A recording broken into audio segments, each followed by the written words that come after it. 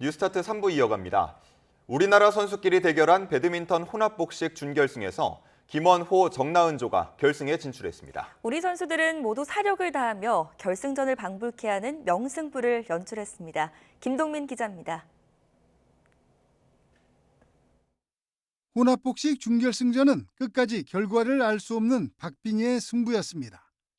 우리 선수들은 혼신의 힘을 다해 풀세트까지 가는 명승부를 벌였습니다. 상대 전적에서 절대 열세였던 김원호, 정나은조가 마지막 세트를 듀스 끝에 가져가며 결승에 올라갔습니다. 서승재, 최우정조는 동메달 결정전에 출전합니다. 김가은은 인도네시아 선수에게 아쉽게 패하면서 여자 단식에서는 안세영만 8강 경기에 나서게 됐습니다. 남자 복식 서승재, 강민혁조는 세계 2위 덴마크조에 아쉽게 역전패하며 4강 진출에 실패했습니다. 또 지난 도쿄올림픽에서 동메달을 따냈던 여자 복식 김소영, 공이용조도 말레이시아조에 패하며 8강에서 탈락했고, 여자 복식 세계 랭킹 2위 백하나 이소희조도 중국조에 패했습니다. 우리나라 여자 복식팀이 올림픽 시상대에 오르지 못하게 된 것은 2012년 런던 대회 이후 처음입니다. YTN 김동민입니다. 2012년 런던 올림픽 이후 처음으로 한국 복싱 선수가 시상대에 오르게 됐습니다. 여자 복싱 54kg 이매지 선수가 판전승으로 4강에 올랐는데요. 올림픽 복싱은 3, 4위전을 치르지 않기 때문에 준결승 진출로 최소 동메달이 확보됐습니다. 이광현 기자입니다. 붕대가 감긴 손이 들린 채로 환호하는 이매지. 한국 여자 복싱 사상 첫 올림픽 메달리스트로 확정되는 순간입니다. 12년 만에 나온 한국 복싱의 올림픽 메달이기도 합니다. 지난 16강에서 남녀 선수 통틀어 8년 만에 올림픽 승전보를 전한 이매지는 이번에도 정확한 공격으로 점수를 쌓으며 콜롬비아 선수를 이겼습니다. 도쿄에서 첫 올림픽 도전에 나섰지만 단 1승도 거두지 못했기 때문에 파리에서의 무대는 더욱 간절했습니다. 항저우 아시안 게임이랑 자카르타 때부터 계속 대표팀을 하면서 7년 동안 메달이 없었어요. 아시안 게임을 2번이나 나가고 올림픽을 나갔음에도 계속 메달이 없어서 자신이 없었어요. 사실. 런던 올림픽 은메달리스트이자 자신의 코치인 한순철의 뒤를 잇게 돼 행복하다는 이매지. 우리 시간으로 4일 밤 튀르키예 선수와 결승 티켓을 놓고 대결합니다. 이매지가 준결승에서 이기고 북한의 첫 여자 복싱 메달을 안겨준 방철미도 올라오면 결승전에서 남북 대결도 성사됩니다. YTN 이광현입니다. 신유빈 선수가 파리올림픽 여자 탁구 단식 준결승에 진출했습니다. 단식 세계 랭킹 8위인 신유빈은 사우스파리 아레나에서 열린 여자 탁구 단식 8강전에서 일본의 히라노 미오를 접전 끝에 게임 스코어 4대3으로 꺾었습니다. 먼저 내리 3게임을 따낸 신유빈은 이후 히라노 미오에게 연달아 3게임을 내주며 흔들렸지만 마지막 게임에서 듀스까지 가는 접전 끝에 13대11로 승부를 결정지었습니다. 신유빈은 오늘 오후에 열리는 준결승에서 세계 랭킹 4위 중국의 천멍과 결승행 티켓을 놓고 승부를 펼치게 됩니다. 단체전에서 나란히 금메달을 따낸 우리나라 양궁 대표팀이 개인전에서도 순항했습니다. 여자 개인전에 출전한 전훈영과 임시연은 파리올림픽 레쟁발리드 경기장에서 열린 64강과 32강전에서 나란히 승리하며 16강에 올랐습니다. 남자 개인전에 출전한 김재덕도 난적 이탈리아 선수의 역전승을 거두고 16강에 합류했습니다. 이로써 개인전에 출전한 우리 선수 6명은 모두 16강에 올랐습니다. 가상화폐 테라 루나 폭락 사태의 핵심 인물인 권도형이 한국으로 송환될 가능성이 커졌습니다. 미국 행위냐 한국 행위냐 판단이 수차례 엇갈린 끝에 몬테네그로 법원은 권 씨의 한국행 판결을 확정했습니다. 이경아 기자가 보도합니다. 몬테네그로 항소법원이 홈페이지에 올린 판결문입니다. 항소법원은 권도형의 한국 송환을 결정한 포드고리차 고등법원 판결을 확정했다고 밝혔습니다.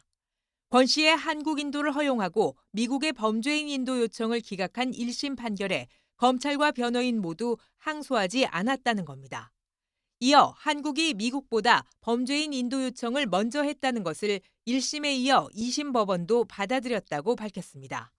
이로써 별다른 변수가 없는 한 권 씨는 조만간 한국으로 와 재판받을 가능성이 커졌습니다. 지난해 3월 검거된 권 씨를 한국과 미국 어느 나라로 보낼지를 놓고 몬테네그로 법원과 법무부는 힘겨루기를 해왔습니다. 지난 3월 법원은 한국으로 보내야 한다고 판결했지만 대검찰청이 이의를 제기하자 대법원은 한국행 결정을 무효로 만들었습니다. 미국과의 관계를 중시해 권 씨를 미국으로 보내려던 안드레이 밀로비치 법무부 장관의 영향력이 작용한 것으로 풀이됩니다. 최근 개각으로 법무부 장관이 바뀌자 항소법원은 한국행 판결을 다시 확정하고 법적 구속력이 있다고 강조했습니다. 1년 넘게 반전에 반전을 거듭해온 법원 결정은 이번 판결로 정리될 가능성이 높습니다. 권 씨는 테라 루나 폭락 사태 직전인 지난 2022년 4월 잠적한 뒤 지난해 3월 몬테네그로 공항에서 붙잡혔습니다. 아랍에미리트 두바이로 가려다 위조 여권이 들통나 11개월의 도피 생활이 끝난 겁니다. 위조 여권 사용 혐의로 징역 4개월을 선고받은 권 씨는 지난 3월 형기를 마치고 출소해 현지 외국인 수용소에 머물고 있습니다. YTN 이경아입니다. 미국의 경제 지표 악화로 경기 침체에 대한 우려가 커지면서 뉴욕 증시 3대 지수가 큰 폭으로 하락했습니다. 뉴욕 증시에서 다우존스 30 산업평균 지수는 전날보다 1.21% 내린 4347.97의 거래를 마쳤습니다. S&P 500 지수는 1.37% 내린 5446.68에, 기술주 중심의 나스닥 지수는 2.3% 내린 17194.15에 각각 거래를 마감했습니다. 이로써 미 연방준비제도의 9월 금리 인하 기대감에 전날 일제히 상승했던 뉴욕 증시는 하루 만에 약세로 돌아서 장을 마쳤습니다. 어젯밤 부산 수영구 남천동 일대에서는 2시간가량 전력이 끊겨 시민들이 불편을 겪었습니다. 강원 원주시에서는 원룸 화재로 1명이 숨졌습니다. 밤사이 사건 사고 김희영 기자가 전해드립니다. 어디를 둘러봐도 컴컴한 아파트. 부산 남천동 일대에 전기 공급이 끊긴 건 어제 저녁 8시 10분쯤입니다. 신호등부터 가게 일부까지 다 정전됐거든요. 지금 되게 덥잖아요. 그래서 저희가 다 에어컨을 켜고 다 지금 멈춰져 있는 상태. 관련 신고만 16건 이상 접수된 가운데 쓰던 의료기기가 작동을 멈추면서 70대 여성이 병원으로 실려갔고 승강기에 갇힌 주민이 구조되기도 했습니다. 2시간여 만에 복구를 마친 한국전력공사는 전력 개폐기가 타면서 정전이 일어났다고 보고 정확한 규모와 원인을 파악하고 있습니다. 멈춰선 트레일러에서 연기가 나더니 급기야 불이 붙습니다. 경기 의왕시 청계동 수도권 제1순환고속도로 판교 방향 청계 요금소 근처에서는 25톤 트레일러에 불이 나 40여 분 만에 완전히 꺼졌습니다. 이 불로 50대 운전자가 다리를 다쳤고 트레일러 타이어가 탔습니다. 경찰은 타이어 과열로 불이 났다고 보고 정확한 원인을 조사 중입니다. 강원 원주시 흥원면에 있는 4층짜리 다가구 주택의 꼭대기층 원룸에서 불이 났습니다. 40대 주민이 화장실에 갇혀 있다고 직접 신고했지만 끝내 숨졌습니다. 1시간 30분여 만에 불을 끈 소방당국은 오늘 오전 경찰과 합동감식에 나설 계획입니다. 경기 김포시 운양동에 있는 아파트에서는 23층 실외기에서 시작된 거로 보이는 불이 나 30여 분 만에 꺼졌습니다. 주민 6명이 구조되고 50여 명이 대피했습니다. YTN 김이영입니다. 오늘의 주요 국회 일정입니다. 더불어민주당을 비롯한 6개 야당이 발의한 이진숙 방송통신위원장 탄핵소추안이 오늘 국회 본회의에서 표결에 붙여질 전망입니다. 어제 오후 본회의에 보고된 이 위원장 탄핵안은 보고 시점으로부터 24시간 후에 표결할 수 있는데 야당이 다수당인 만큼 가결될 것으로 보입니다. 국회 과학기술정보방송통신위원회는 오늘 현안 질의에 이 위원장을 불러서 법인카드 유용 의혹과 공영방송 이사 선임 과정 등을 추궁할 계획이었지만 이 위원장은 건강 문제로 참석이 어렵다며 불출석 사유서를 제출했습니다. 민주당 등 야권이 추진하는 전국민 25만 원 지원을 골자로 하는 민생회복지원금법에 대한 무제한 토론, 필리버스터가 이틀째 이어집니다. 여야 의원들이 차례로 찬반 토론을 진행하는 가운데 민주당은 토론 시작 24시간이 경과하는 오늘 오후 표결을 거쳐 필리버스터를 강제로 종료시킨 뒤 법안을 처리한다는 방침입니다. 이후 노동조합의 쟁의 행위에 대한 사측의 손해배상 청구를 제한하는 내용의 노란봉투법이 상정되면 국민의힘은 다시 필리버스터에 돌입한다는 계획입니다. 러시아에 수감됐던 미국인 기자를 포함해 서방 국가와 러시아 간 대규모 포로 막교환이 이루어졌습니다. 이번 석방을 놓고 사실상 대선 후보인 해리스 부통령과 트럼프 전 대통령은 상반된 반응을 보였습니다. 워싱턴 권준기 특파원입니다. 밝은 표정으로 웃고 있는 게르시코비치 월스트리트저널 기자와 미 해병대 출신 폴 휠런, 간첩 혐의로 수감됐던 러시아 감옥에서 풀려나 미국으로 향하는 비행기에서 찍은 기념 사진입니다. 바이든 대통령은 독일, 폴란드 등 동맹국과 함께 수감자 막교환을 이뤄냈다며 동맹의 중요성을 강조했습니다. So for anyone who questions whether allies matter, they do. They matter. And today is a powerful example of why it's vital to have friends in this world. 냉전 이후 최대 규모 수감자 막교환을 통해 러시아는 미국인 3명을 비롯한 서방 국적 16명을 석방했고 서방 각국도 러시아 관련인 8명을 풀어줬습니다.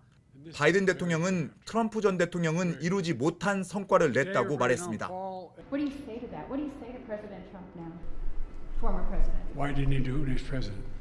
백악관 국가안보보좌관은 쉽지 않은 협상을 성사시켰다며 복받친 감정을 드러냈습니다. And most of the time, as you can imagine, those are tough conversations. But not today. Today, excuse me. Today was a very good day. 백악관은 또 해리스 부통령이 이번 석방에 핵심적인 역할을 했다며 대선 후보로서 외교적 역량을 갖추고 있다는 점을 강조했습니다. 반면 트럼프 전 대통령은 석방 대가로 러시아에 거액을 제공했을 거란 의혹을 제기하며 협상 내막을 공개하라고 압박했습니다. 한편 모스크바에선 푸틴 러시아 대통령이 석방된 러시아 수감자를 공항에서 맞이하며 외교적 성과를 내세웠습니다. 바이든 대통령은 이번 수감자 막교환을 계기로 푸틴 러시아 대통령과 직접 대화할 의향이 있는지 질문해 그럴 필요를 못 느낀다고 답했습니다. 워싱턴에서 YTN 권중기입니다. 이란은 자국에서 하마스 최고 정치 지도자가 암살당한 것과 관련해 이스라엘의 강력한 보복을 거듭 다짐하고 있습니다. 이스라엘은 만약 공격해온다면 무거운 대가를 치를 것이라고 맞대응을 경고했습니다. 신웅진 기자의 보도입니다. 이란은 하마스 최고 정치 지도자 이스마일 하니예의 장례식장에서도 복수를 외쳤습니다. این وظیفه ماست که در وقت مناسب و جای مناسب این عکس العمل رو داشته باشیم. این برای ما بسیار تلخ است. 호세인 살라미 이란 혁명 수비대 사령관은 성명을 통해 이스라엘의 복수의 불길이 타오른다고 말했고 모하마드 호세인 이란군 참모총장은 정의를 추구할 방법을 검토 중이라고 밝혔습니다. 레바논의 헤즈볼라도 격앙됐습니다. 이스라엘의 공습으로 최근 베이루트에서 숨진 최고위급 지휘관 하우드 슈크르의 장례식을 치르며 전의를 다졌습니다. ويقتل القائد إسماعيل هنية في طهران ويقتل القائد فؤاد شكر في الضاحية الجنوبية. هذه لم تعد جبهات، هذه معركة مفتوحة في كل الجبهات. 이 같은 주변 국가들의 움직임에 이스라엘은 거듭 맞대응을 경고했습니다. 이스라엘은 여전히 하니의 암살의 배후라는 것을 확인도 부인도 하지 않고 있습니다. ישראל נמצאת במוכנות גבוהה מאוד לכל תרחיש, הן בהגנה, הן בהתקפה. אנחנו נגבה מחיר כבד מאוד על כל מעשה תוקפנות נגדנו, מכל זירה שהיא. 로이터 통신은 소식통을 인용해 하마스와 예멘 후티 반군, 레바논의 헤즈볼라, 이라크 시아파 민병대 등 저항의 축 세력들이 보복을 논의하기 위해 테헤란에 집결할 것이라고 보도했습니다.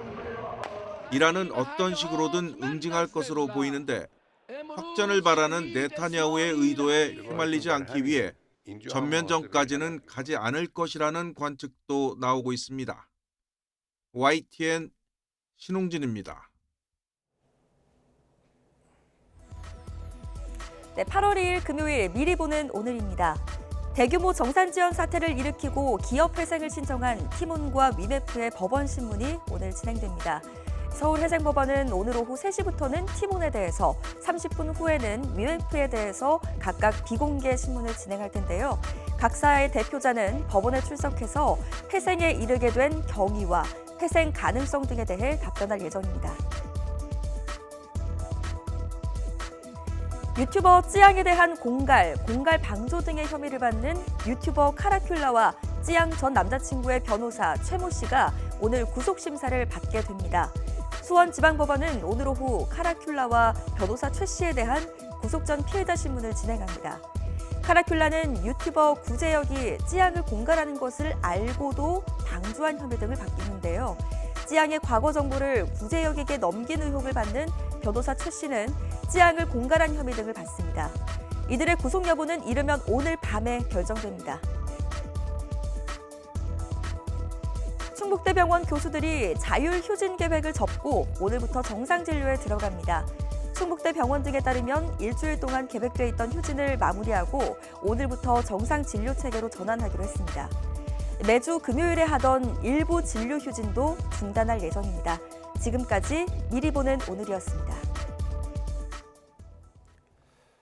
압록강 유역 홍수로 큰 피해를 입은 북한 주민들을 위해 우리 측이 구호물자를 지원하겠다고 북측에 제안했습니다. 북한에 대한 수해 지원 제안은 지난 2012년 이후 12년 만입니다. 이종원 기자입니다. 대한적십자사가 긴급 브리핑을 열고 수해를 입은 북한 주민을 위해 대북 물자 지원 용의가 있다고 발표했습니다. 북한 매체가 압록강 유역 홍수로 인해 인명피해까지 발생했다고 보도한 지 하루 만입니다. 적십자사는 지원 품목과 규모, 지원 방식 등에 대해서도 협의할 준비가 돼 있다며 북측에 조속한 호응을 기대한다고 밝혔습니다. 우리 측은 북한 주민들이 처한 인도적 어려움에 대해 인도주의와 동포애의 견지에서 북한의 이재민들에게 긴급히 필요한 물자들을 신속히 지원할 용의가 있음을 밝힙니다. 우리 측의 대북 수해 지원은 쌀과 컵라면, 시멘트 등 72억 원 상당이 건네진 지난 2010년이 마지막입니다. 이후 2011년과 2012년에도 우리 측은 수해 지원 의사를 밝혔지만 북한이 무응답으로 일관하거나 거부 의사를 표명해 성사되진 않았습니다. 윤석열 정부 들어선 인도적 차원의 접촉 제안은 2022년 5월 코로나 사태 이후 두 번째로 당시에도 북한이 응답하지 않아 전통문 발송으로 이어지진 않았습니다. 앞서 북한 매체는 기록적인 폭우로 압록강 유역 신의주와 의주 지역 4,100여 가구와 축구장 4,200여 개 면적의 농경지가 침수됐다고 밝히면서 인명피해 사실도 공개했습니다. 용납할 수 없는 인명피해까지 발생시킨 대상들에 대하여서는 엄격히 처벌할 것을 제기하셨습니다. 인명피해 규모는 공개되지 않았지만 상당한 규모일 거란 게 통일부 분석입니다. 통일부 당국자는 지원 주체가 대한적십자사이긴 하지만 남북협력기금이 투입되는 등 사실상 정부 차원의 제안이라고 설명했습니다. 또 국제기구를 통할 경우 시간이 많이 소요돼 직접 지원 방식을 선택했다며 인도적 차원인 만큼 북한의 호응을 기대했습니다. YTN 이종원입니다. 오늘의 주요 경제 일정입니다. 통계청이 지난달 소비자 물가 동향을 발표합니다. 소비자 물가는 4월부터 6월까지 석 달째 2%대에 머물며 안정된 모습을 나타냈지만 지난달엔 기상이변 등으로 반등할 것이라는 전망이 나오고 있습니다. 해양수산부가 내일부터 9일까지 온누리 상품권 환급 행사를 벌입니다. 여름철 수산물 소비 촉진을 위해 전국 54개 시장에서 수산물 구매 금액의 최대 30%까지 온누리 상품권으로 환급해줍니다. 스타벅스가 오늘부터 음료 가격을 조정합니다. 카페 아메리카노 톨 사이즈 가격은 4,500원으로 유지되고 숏 사이즈는 300원 내리지만 그란데와 벤티 사이즈는 각각 300원과 600원씩 오릅니다.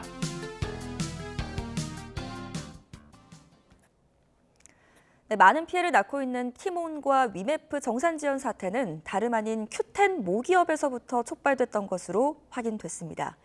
Q10에서 근무했던 직원들은 이미 지난해 초부터 대금 지급을 못 받은 판매자들의 항의가 빗발쳐 왔다고 증언했습니다. 먼저 황보혜경 기자가 단독 취재했습니다. 해외에 법인을 둔 업체 대표가 큐텐 측에 보낸 메일입니다. 지난해 3월부터 무려 1,000만 엔, 우리 돈으로 1억 원가량이 들어오지 않고 있다며 빠른 정산을 호소합니다. 또 다른 판매자들이 큐텐에 보낸 정산 지연 항의 메일들도 다수 입수했습니다. 지난해 6월에 보낸 메일들인데 5개월째 대금을 못 받고 있다는 내용도 눈에 띕니다. 큐텐 전 직원들은 YTN 취재진에게 이미 지난해 초 모기업 큐텐에서 지연 사태가 시작됐다고 증언했습니다. 23년 2월부터 점점 민원이 들어오기 시작을 했고 5, 6월부터는 정말 민원의 강도가 거세졌었어요. 물건을 떼올 수가 없다, 장사를 할 수가 없다, 파산 위기 직전이다. 지난해 6월 담당 직원이 큐텐 자금팀에 급히 정산을 요청한 미지급 업체만 40곳, 미정산 금액은 우리 돈 25억 원가량입니다. 그냥 강성으로 문의를 했다면 일단 그 셀럽부터 줘요. 급한 불부터 끄는 것 걸로 이제 계속 가는 거예요. 회사가 망한 케이스들도 되게 많이 봤고요. 그렇게 그냥 사라졌어요, 셀러들이. 이미 지난해 3월 큐텐 법인이 있는 싱가포르 현지 언론도 큐텐 판매자 정산 지연 사태를 보도했습니다. 당시 큐텐 측은 현지 언론에 기술적 문제로 대금 전송이 지연됐다고 답변했는데 지난달 8일 위메프가 정산 지연이 시스템 오류라고 밝힌 것과 흡사합니다. 국내 계열사들로 피해가 번지며 걷잡을 수 없이 커지고 있는 티몬 위메프 사태.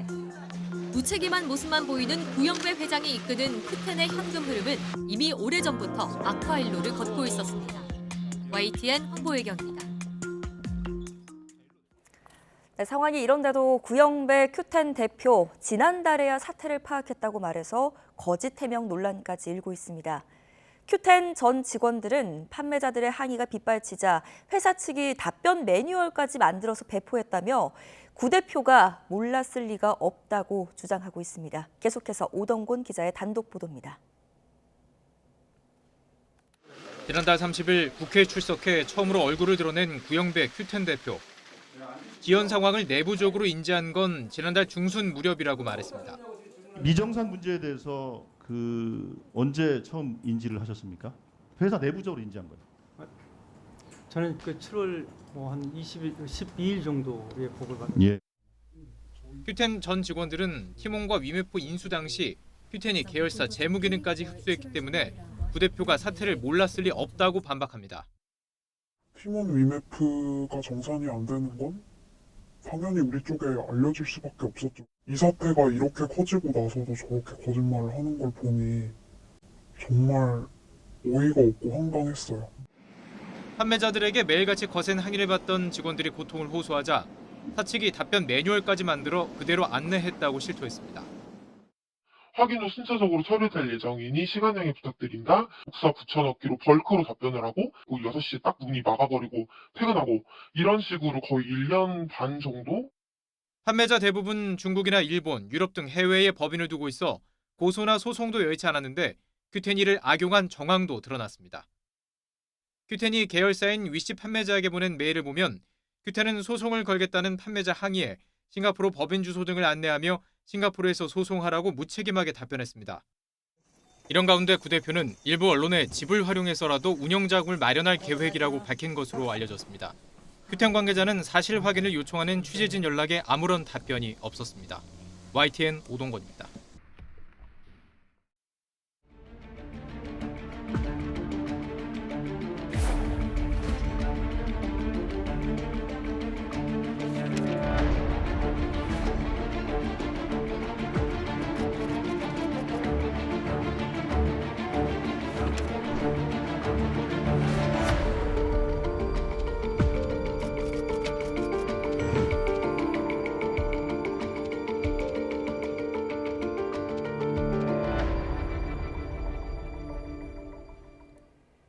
네, 영상으로도 함께 봤는데요. 걸그룹 EXID 출신 한이와 결혼을 발표해 화제가 된 정신과 의사 양재용 씨가 얼마 전 환자 유기치사 혐의로 피소됐습니다. 또 한편 은퇴를 앞둔 가황, 나훈아 씨의 마지막 콘서트 일정이 발표됐는데 팬들에게 전한 소감도 화제입니다. 한 주간의 연예계 소식 YTN 스타 공영주 기자와 함께 알아보겠습니다. 어서 오십시오. 안녕하세요. 예. 자, 양재용 씨라고 하면은 예능 프로에서도 자주 본 것 같은데요. 형제 정신과 의사로 유명하죠. 네, 그렇습니다. 이 양재웅 씨는 정신건강의학과 전문의이면서 방송인으로도 불립니다. 각종 예능에서 자문도 하고 출연자들의 심리 분석도 하면서 이름을 알렸습니다. 이 친형 역시 정신과 의사 겸 방송인이라서 형제가 같이 유명해졌는데요. 특히 얼마 전 양재웅 씨는 걸그룹 EXID 출신 배우 한이와 결혼을 발표해서 더 주목받았습니다. 네, 시청자들에게 익숙한 또 친숙한 인물인데 양재웅 씨가 환자 유기치사 혐의로 피소됐다면서요? 네, 그렇습니다. 양재웅 씨가 운영하는 개인 병원에 입원 중이던 한 30대 여성이 입원한 지 17일 만인 지난 5월 27일에 숨졌다는 사실이 뒤늦게 알려진 겁니다. 이 환자는 마약류 성분이 포함된 다이어트약 중독 치료를 위해서 입원을 했었고 사인은 가성 장폐색으로 추정되고 있는데요. 유족들은 양재웅 씨를 비롯한 의료진 6명을 유기치사 그리고 업무상 과실치사 등의 혐의로 형사 고소한 상태입니다.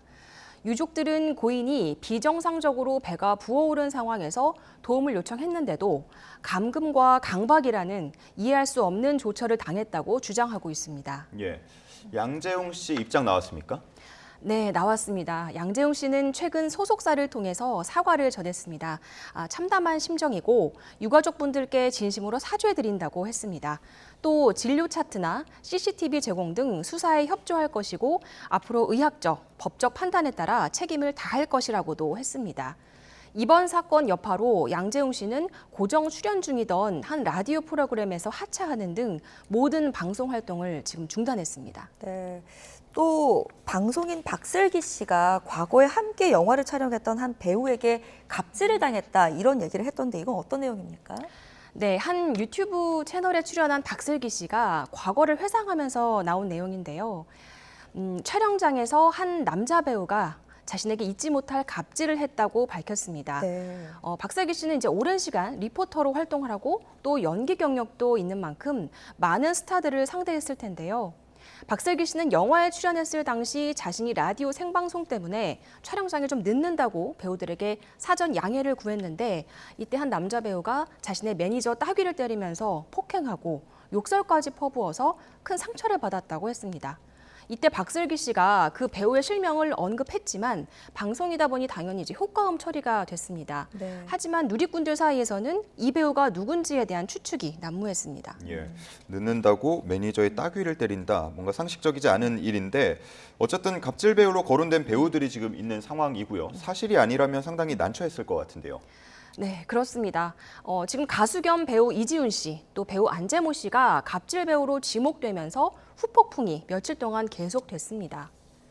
예전에 박슬기 씨와 함께 영화에 출연했던 배우들의 이름이 주로 나온 건데요.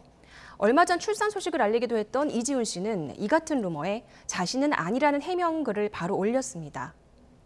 또 안재모 씨 역시 하루아침에 갑질 배우가 돼 있었다. 내가 하지도 않은 일인데 이런 의혹을 받아서 속상하다는 심경을 전했습니다. 생각보다 논란이 너무 커지자 박슬기 씨가 출연했던 유튜브 채널에서 해당 장면이 삭제됐고 박슬기 씨도 무관한 분들이 오해를 받아서 송구스럽다면서 사과를 했습니다. 하지만 이번 폭로로 인해 M1 피해자들이 생긴 만큼 박슬기 씨의 SNS에 악플을 다는 누리꾼들도 더러 있었습니다. 네, 연예계 갑질 이슈는 더 이상 나오지 않았으면 좋겠습니다. 계속해서 다음 주제로 넘어가 볼게요. 은퇴를 앞둔 가왕 나훈아 씨 마지막 공연 일정이 나왔는데 직접 소감도 밝혔다면서요? 어떤 내용입니까?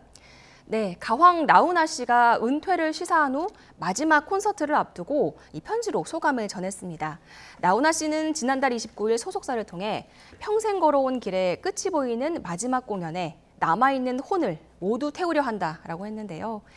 시원섭섭할 줄 알았는데 시원하지도 서운하지도 않았다. 여러분 진심으로 고마웠습니다라는 글도 남겼습니다. 이 나훈아 씨의 고마웠습니다 라스트 콘서트 하반기 공연은 오는 10월 12일 대전을 시작으로 강릉, 안동 등으로 이어집니다. 마지막을 장식하게 될 서울 공연 일정은 이후에 확정될 예정입니다. 나훈아 씨는 지난 2월 마지막 콘서트 개최 계획을 밝히면서 가요계 은퇴 계획도 드러냈습니다. 그리고 이후 4월부터 7월까지 전국 공연을 이어왔습니다. 예, 팬분들이 상당히 아쉬워할 것 같습니다. 자, 다음은 중국 유명 배우 탕웨이의 사망설이 있었다고 들었는데 이게 가짜 뉴스였다면서요? 네, 중국에서 때 아닌 그 탕웨이 사망설이 돌았는데요. 한 중국 매체가 최근 탕웨이가 사망을 했다고 보도한 것이 온라인상에서는 이제 급속도로 확산을 했습니다. 중국 포털 검색창에서는 탕웨이 사망이라는 이 키워드가 1위를 기록할 정도였는데요. 우리나라 온라인 매체에서도 탕웨이 사망설을 받아서 보도했습니다. 네. 그런데 이게 사실무근 가짜 뉴스였다는 게 밝혀진 겁니다. 참 당사자는 얼마나 황당했을지. 그리고 저도 이 뉴스를 봤는데 굉장히 터무니없다고 생각을 했던 부분이 탕웨이 씨는 한국 감독과 또 결혼을 했잖아요. 네. 그렇습니다. 탕웨이는 2011년 영화 만추에서 만난 김태용 감독과 2014년에 결혼을 해서 딸을 낳았습니다. 이 때문에 한국 며느리라고도 불렸는데요. 네. 그만큼 우리에게도 친근한 배우입니다. 2022년엔 박찬욱 감독의 헤어질 결심에 출연해 청룡 영화상 여우주연상을 받기도 했습니다. 근데 그가 이런 근거 없는 가짜 뉴스에 시달린 건 이번이 처음이 아닙니다. 앞서 김 감독과 별거 중이라거나 곧 은퇴할 거라는 내용 등 많은 가짜 뉴스의 피해자였습니다. 예, 뭐 가짜 뉴스가 상당히 많은데 사망설에 이어서 이에 대한 또 소속사의 해명글이 올라왔는데 이것도 가짜였다고요? 네, 그렇습니다. 이 사망설 이후 중국 소속사가 탕웨이는 살아있다. 인터넷에 돌고 있는 이런 내용들을 믿지 말라라고 이제 해당 소식을 부인했다라는 보도들이 나왔는데 어이없게도 해당 입장 역시 공식 확인된 사실이 아닌 것으로 전해졌습니다. 즉 이조차 가짜 뉴스였던 셈인데요. YTN이 직접 소속사와 접촉해서 확인한 바에 따르면 탕웨이 측은 지금 중국 내 사망설이 퍼지고 있다는 사실도 몰랐고 소속사에서 이에 대한 공식적인 입장을 낸 적도 없었다고 합니다. 네, 근데 뭐 이번 사건뿐 아니라 가짜 뉴스는 연예계에서 정말 끊이지 않잖아요. 왜 이런 사태들이 계속 반복하는 걸까요? 네, 이게 최근 전문가들은 온라인 매체는 속도전, 즉 다른 매체보다 빨라야 한다라는 압박에 시달리는 게 가장 큰 이유라고 지적을 합니다. 또 다른 매체에서 이슈가 될 만한 기사를 내면 바로 따라쓰기를 하는 문화가 만연한 것도 문제로 꼽히고 있습니다. 제대로 된 그 확인 절차를 거치지 않고 무분별하게 이런 정보를 퍼나르는 것이 가짜 뉴스를 양산하는 원인이라는 분석이 나오고 있습니다. 예. 자, 다음은 결혼 관련 소식인데 얼마 전에 가수 용준영 씨와 결혼 소식을 전한 가수 현아 씨 근황도 화제라고요. 네, 예비 신부 현아 씨 한창 결혼 준비로 바쁠 텐데 최근엔 이 혼전 임신설로 곤혹스러웠을 겁니다. 한 무대에서 현아 씨가 춤 동작을 좀 작게 하거나 움직임을 최소화하는 모습을 보여서 일부 누리꾼들 사이에서 임신한 것이 아니냐라는 추측이 나온 건데요. 소속사는 임신 루머는 사실이 아니며 근거 없는 억측이라고 선을 그었습니다. 현아 씨는 올해 1월 용준영 씨와 함께 찍은 사진을 SNS에 당당하게 올리면서 이 열애를 공식화했는데요. 공개 열애 6개월 만인 지난달 8일에 양쪽은 10월 결혼식을 올린다고 발표했습니다. 네, 연예인들 SNS는 늘 대중들에게 뜨거운 감자이기는 하지만 전 연인인 던 씨와의 커플 사진이 지금 현아 씨의 SNS에서도 삭제가 돼서 또 대중들에게 또 논란이 되고 있다면서요? 네, 그렇습니다. 현아 씨는 전 남자친구이자 가수인 던 씨가 자신과 찍었던 사진들을 SNS에서 모두 삭제하자 자신도 4일 만에 던 씨와 함께한 과거 사진들을 삭제했습니다. 오랜 공식 커플이었던 두 사람이 과거 한 예능에서 헤어져도 서로의 사진을 지우지 않겠다고 언급한 적이 있는데요. 이 때문인지 누리꾼들 사이 커플 사진이 지워진 것이 포착되면서 현아 씨의 결혼 전 행보들에 많은 관심이 쏟아지고 있습니다. 네, 알겠습니다. 자, 오늘 여기까지 듣겠습니다. YTN 스타 공영주 기자였습니다. 고맙습니다. 잘 들었습니다.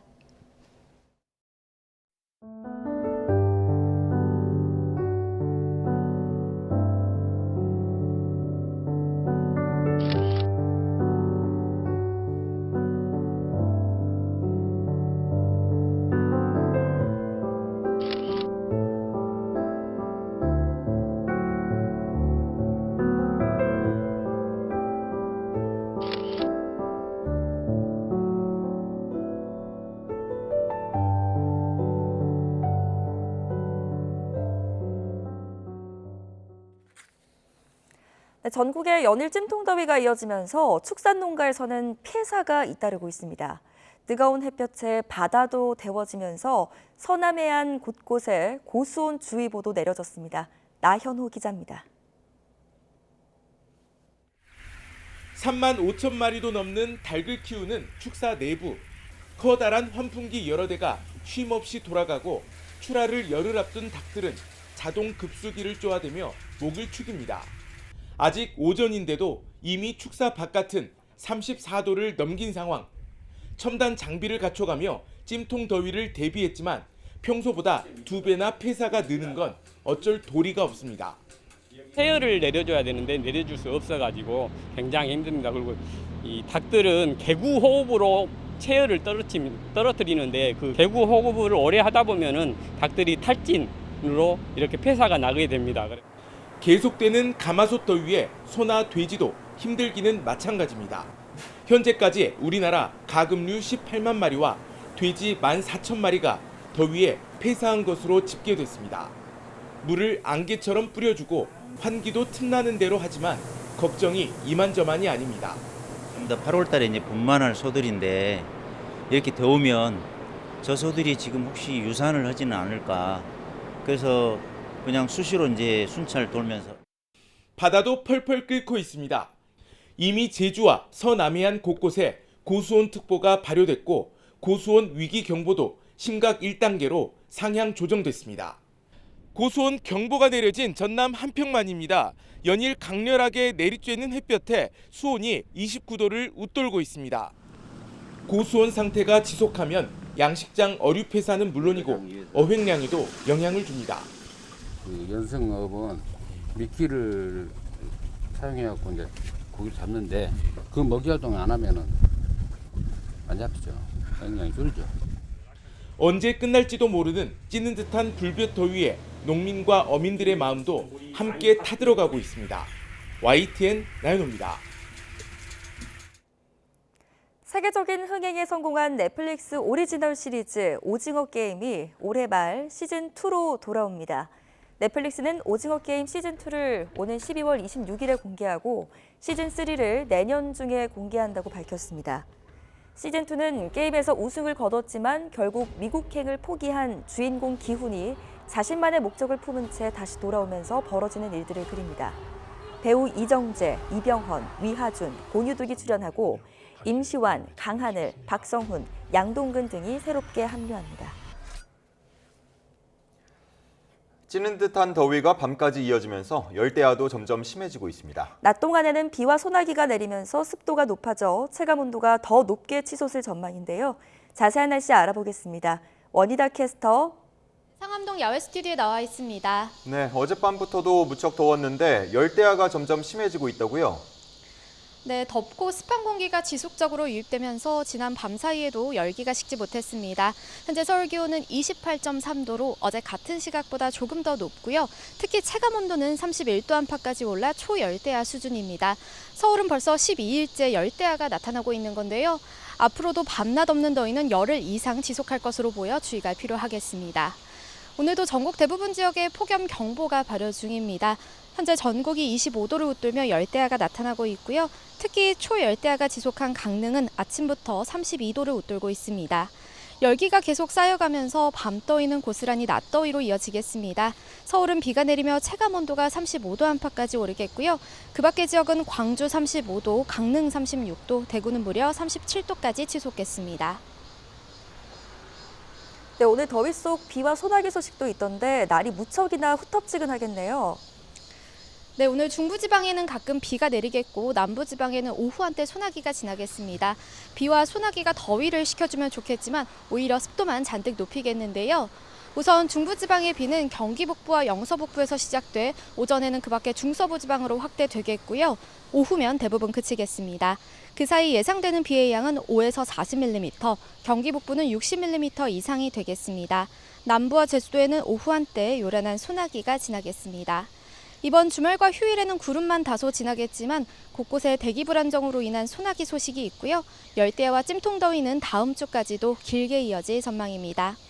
현재 전국 180곳에 폭염 위기경보 심각 단계가 발령 중입니다. 온열질환 위험성이 큰 만큼 노약자나 만성질환자는 오후 2시부터 5시 사이에 무리한 야외 활동을 자제하시는 게 좋겠습니다. 지금까지 YTN 원희다입니다. 이상으로 뉴스타트 마칩니다. 네, 비 예보가 있는 지역에 계신 분들은 출근길 우산 꼭 챙기셔야겠습니다. 시청해주셔서 고맙습니다.